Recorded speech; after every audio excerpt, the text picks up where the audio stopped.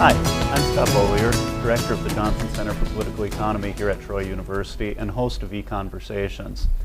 Our center is committed to economic freedom and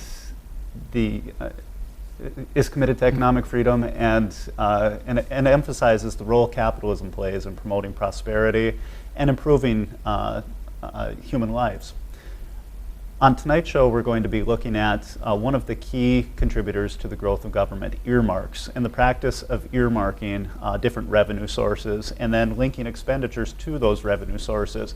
We have a colleague from our center, George Crowley, on the show tonight, and he's going to talk about some of his research and the findings that he's teased out of that research in terms of the role earmarks are playing on driving government growth. As government grows, we become less free. Larger governments tend to tax more, tend to rely on more monetization of their problems, and make people less free overall. So it's a very big concern of ours in the center to look at the role that government's playing in economic freedom and how we keep government from growing unsustainably large. Dr. Crowley, great to have you on the show again. Thanks for having me. Yeah, absolutely. Let's get into this. You have a new policy paper you're working on that deals with earmarking and the effect that it's having on the size of state budgets around the U.S. Let's start and just take it very slowly and talk about what earmarking is for those who aren't familiar with that term. Right. Well, the process of earmarking tax revenues, which is what we look at in the paper, is it's a budgetary practice where specific taxes, say a tax on cigarettes, are earmarked or dedicated to specific expenditures, say education. So it can be kind of looked at as a constraint on a policymaker that certain tax revenues can only be spent on certain types of expenditures, at least in theory. Mm-hmm. And I can think of a lot of these that you hear about: tobacco taxes, like you mentioned. Lottery, I guess, would be an example of an earmark. A lot of states have lotteries, yes, and then the funds from the lottery go to a particular source. Is this a prevalent budgetary practice of earmarking? Yes, it had been more prevalent in the past. Currently, every single state earmarks a portion of its tax revenues. The average is roughly 24% of all tax revenues are earmarked when you look at all states. But there's a range in there. I think Rhode Island earmarks roughly 4, maybe 8% of their tax revenues. And Alabama leads the way and earmarks 84% of all tax revenues to specific expenditure programs. What are some of those big expenditure programs then for Alabama? They earmark some source of revenue for education. They have the Education Trust Fund. Right. Alabama has a dedicated fund to education, and then when you look across states, the big three, if you will, targets of dedicated revenues or earmarks are highways, education, and then local governments, so county or city, town kind of governments. Now, you hear people say that earmarking actually is something that makes a lot of sense, because what you're doing is you're basically applying a user fee to people who use a particular public good, and then you're charging them for it indirectly. You're not necessarily charging a person for using the road, but what you're doing is charging them through the use of gasoline. So like a gasoline tax would be an earmark that then supports the roads. Is there some logic in the earmarks, like trying to link them to, trying to link the expenditure to use? And yeah. Does that make sense? Is that like a good earmark? Absolutely. I mean, that's one of the major cases that's made to support the practice. Gasoline taxes are across the board in every state earmarked towards roads, and they're earmarked 97 to 100% of those revenues go towards road projects. And it's exactly for this logic that you mentioned, that public goods, if you've had any economics, public goods, the major problem is that people will not pay for these things because you can use them once they've been provided for free. So we need to find a way to kind of get people to pay for it, so a gasoline tax may be a way to do that. A problem with this is that a gasoline tax does not fully encompass all of those benefits. There are people that purchase gasoline for use in farm equipment that are not using roads, and then there are people that use roads for bicycles or walking pets and are not actually consuming gasoline. So probably a better direct user fee would be something like a toll. Benefit of using a gasoline tax instead is that it's much easier to kind of collect. And it seems like that might be the best example is gasoline taxes for roads. You get farther away from the link between use and then expenditure when you look at things like education. They're not Right. taxing people for the use of schools. Right. If you look at some of the taxes applied to oil rigs in the Gulf, I'm assuming that the revenues drawn from oil drilling don't go into like some kind of environmental fund necessarily. They just go into some other pot that Yeah, I can't speak to those Yeah. taxes in particular because I don't know that. But the education taxes for sure. Education is another one of these public goods. Generally, the argument goes that people underestimate the benefits to society, so we would not provide enough of it on our own, or not demand enough of it on our own. So what states have gone and done, though, is they earmark things like Alabama earmarks beer taxes to education. So if you kind of contrast that with our gasoline to roads, where there was a pretty obvious linkage between those two things. In order to make that same argument for a beer tax to education, you'd have to make some kind of case that people that consume beer derive more of a benefit from education than others, or that students are drinking beer, something like this that is a lot more problematic. So I think that's kind of the thing that got us interested in this project in the first place, was that kind of contrast between things like a beer tax to education or an income tax to local government versus something that you can actually make that kind of user fee case, like a gasoline tax to roads. I can remember when I used to live in Georgia, the Hope Scholarship for education was funded by the lottery, and most of the people playing the lottery, about 1/3 of people don't play the lottery at all. 1/3 play it only when the winnings get really big, and then 1/3 play it all the time, just habitually. They get their paycheck and go buy a whole bunch of tickets. And the evidence of those playing the lottery, or the demographic of those playing the lottery, was one that most of them weren't seeking higher education, and most of their children were not going on to get higher education. So the idea that you're taxing people a little bit for their lottery usage so that they can then pay for their kids to go to school is just totally off. In fact, it was a rare case of redistribution from the poor to the middle class. Absolutely. So I mean, no fee or anything attached to it, really. Right. I mean, the lottery revenues being earmarked is one of these, like you mentioned, rare cases where we can actually kind of point to something being a regressive tax, and it's completely breaks the link of any kind of user fee type thing. And in fact, as you said, you get this redistribution that's kind of on its head from what we usually think about as income redistribution. Right. Let's get into your the main thesis of your paper, which is that earmarking can actually lead to a growth in government size. What's the mechanism there? I'm imagining earmarking just taking power and control and discretion away from officials, because here's a pot of money that has to go to education, here's a pot of money that has to go to roads, here's a pot that goes to judges or something. And that seems like it would tie their hands, but your research says actually earmarking just allows government to get bigger. Right, so that's the theory behind why, or at least one of the competing theories about why an earmark is a good kind of constraint on policymakers, that it forces them to spend money in this way. Our research has kind of gone a different way and shown that you can actually use these earmarks, especially those tied to politically popular programs like education, and use them to kind of mask increases in government size. And to get to the kind of the mechanism that's driving it, I have to kind of get into something, so you'll have to bear with me for a moment. But what's driving this is this idea in economics called fungibility.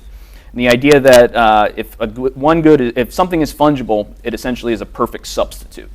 All right, so the kind of classic example as to why, or that economists use, is food stamps. So if you can imagine somebody going to the grocery store and spending $50 on food, and then going next door to the liquor store and spending $50 on beer. All right, and then so they spend $100 and they spend $50 on beer and food. Well, let's say that instead we give them $50 for food stamps that can only be used on food. Presumably, your intuition might tell you, well, now they have $50 additional to spend on food. But if you think about it this way, you go to the grocery store, you take out your $50 of food stamps, you buy your $50 of food.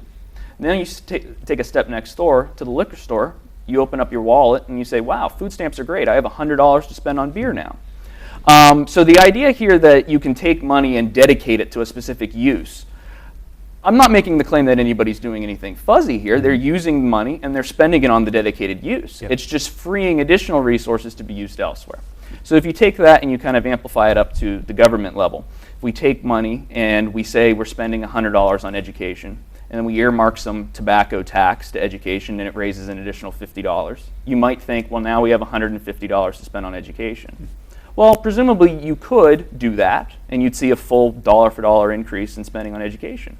What our research shows, and we'll get into this, is the idea that actually what's happening is you're taking that $50, you're putting it towards education. Again, nothing fuzzy. It's actually being used for its dedicated purpose. But it frees this $50 then back into the general fund to be spent elsewhere. So you actually end up seeing this increase in total government size or spending on other programs as opposed to its dedicated purpose.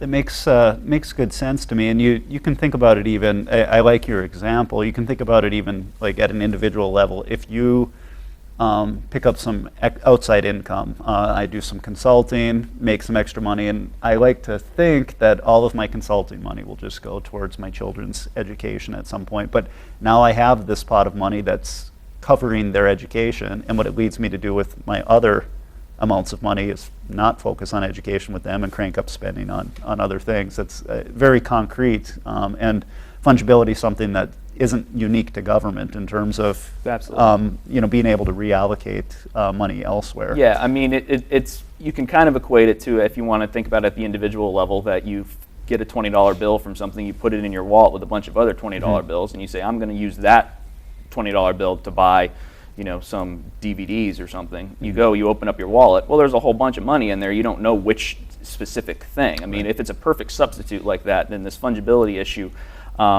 really kind of makes this whole earmarking process fairly meaningless, at least what theory would predict.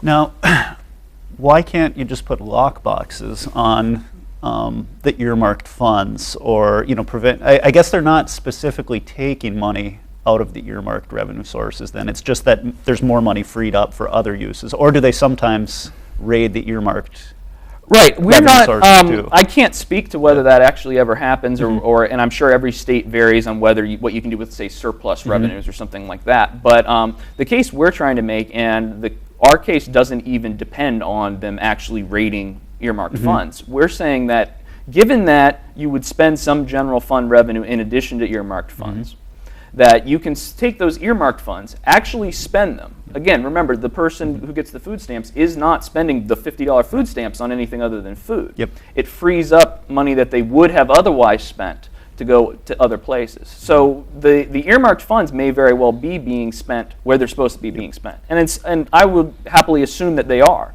The case we're trying to make is that frees those monies that otherwise would have been spent there anyway to be used elsewhere.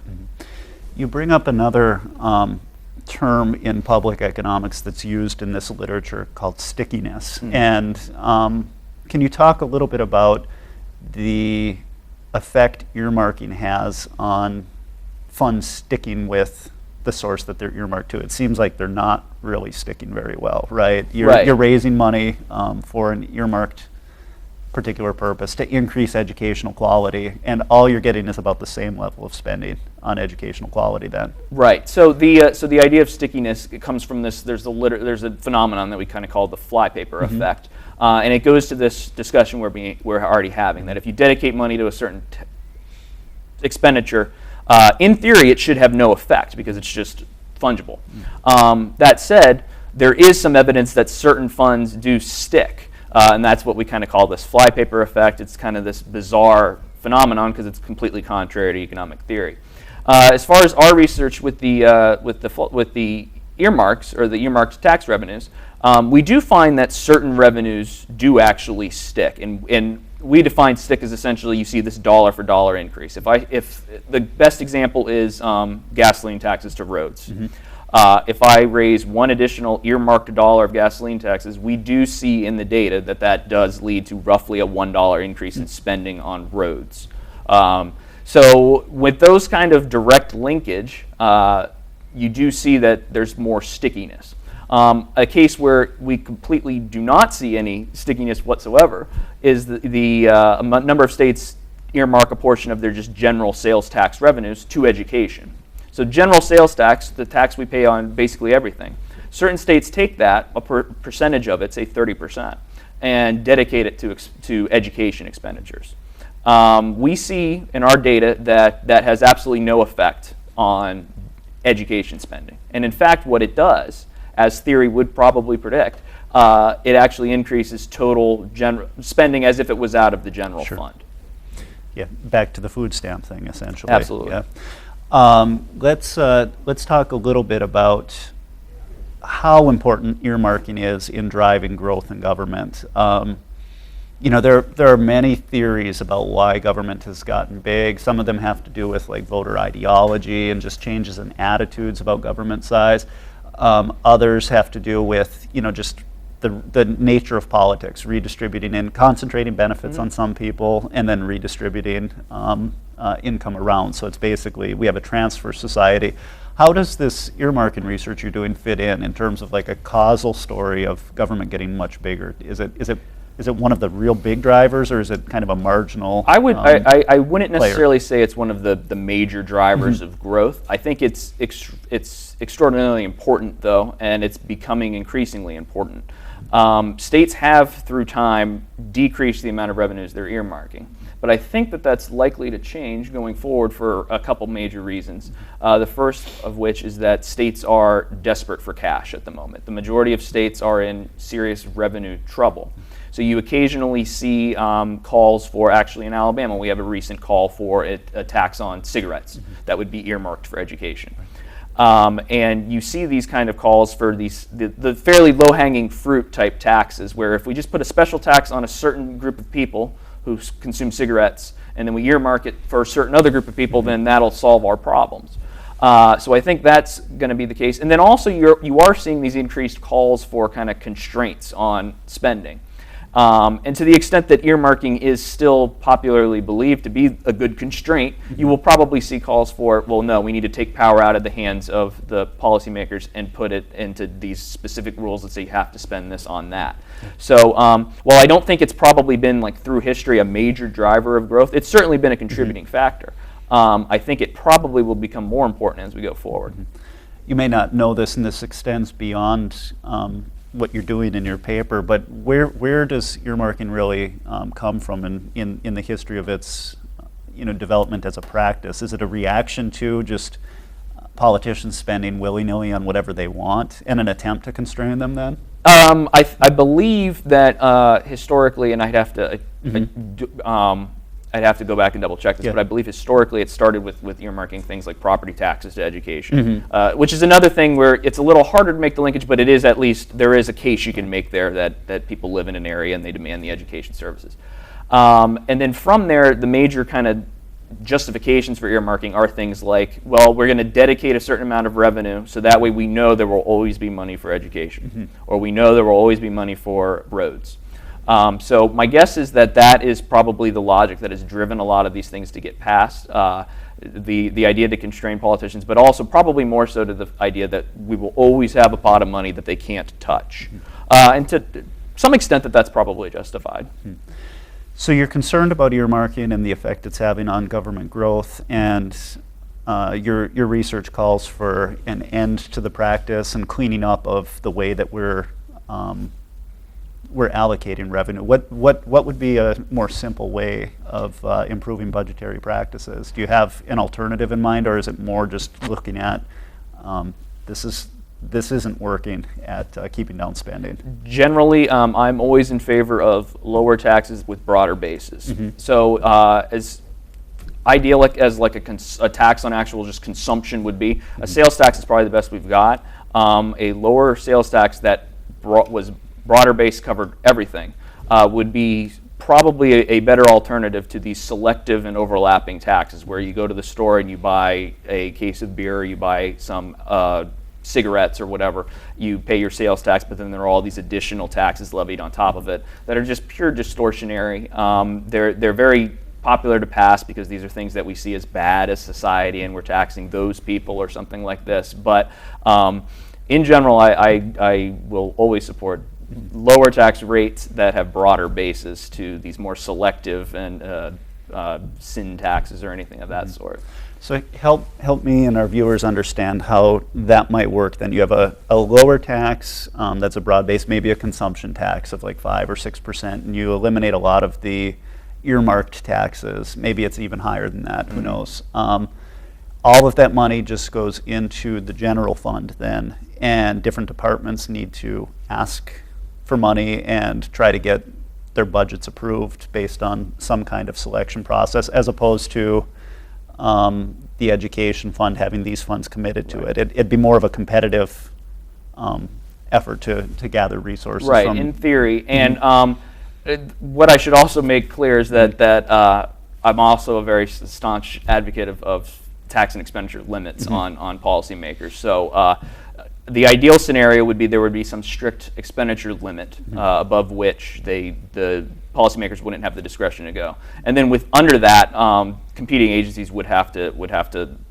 lobby for those strictly reduced funds, and you wouldn't have these ideas where presumably a certain agency is guaranteed some pot of money regardless of how efficient or inefficient it's been. You would actually have to make the case that your group required additional funding.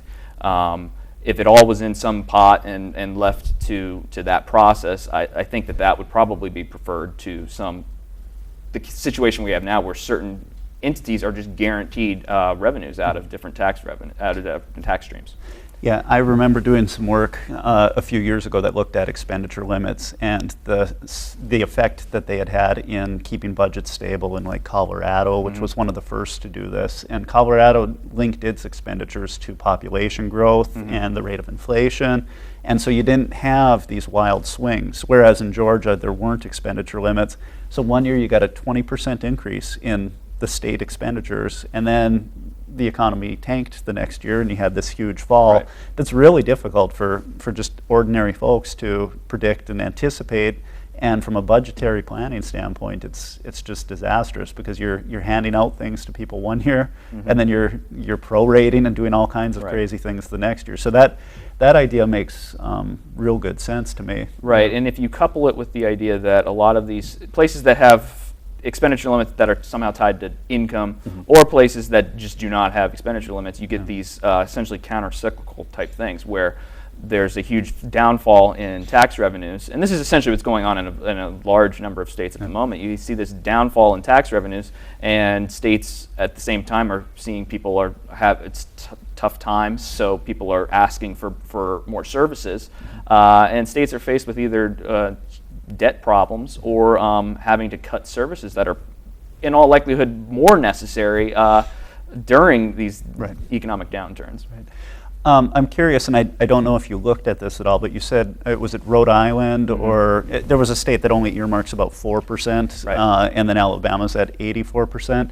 Are those states that aren't doing a lot of earmarking constraining the size of state government a little bit more than the ones that are doing a lot of earmarking? That's not something I would look. I've looked at specifically in this paper. That this is a project that we are going to pursue going forward. My hunch would be, I don't know what my hunch would be actually. That's something that we're definitely going to look forward to, because there is a wide gap there between the Alabamas of the world and then the Rhode Islands, where you've got 84 to 4% or so of revenues earmarked. When you talk about reform, it sure seems like we're a long ways from what would be the ideal broad base. Don't distort things like alcohol and cigarettes, and don't constantly tweak and affect people's behavior through the tax code again and again and again. It's just every session there's new tax incentives being rolled out. There are business breaks if you're a large enough business, but if you don't have enough employees, then you don't get the break. It seems like the ideal that you're imagining is just so far off from where we are in terms of actual policy. Is there any way to get from here where we are to there where you imagine just a fairer tax code? Presumably the only way that it will actually be viable, at least in my mind, we would need, certainly in Alabama, but elsewhere, it has to be a constitutional thing. And constitutional change is hard, and it takes a very, very long time. But I think that these would be changes that would need to be explicitly not saying put the tax code in the Constitution, because that's probably a bad idea for some reasons, but an explicit clause in a Constitution that says, you can't pass any sort of differences in taxes that favor certain groups over others, which is what all of these different handouts and then on the flip side, these predatory taxes, frankly, on certain groups that consume certain products are these, they're favoring certain groups at the cost of others. So it needs to be a constitutional thing. I don't think it would be something that can readily be changed by virtue of it being a constitutional thing. It almost necessarily has to be a long process. So I think it's the direction we certainly need to go.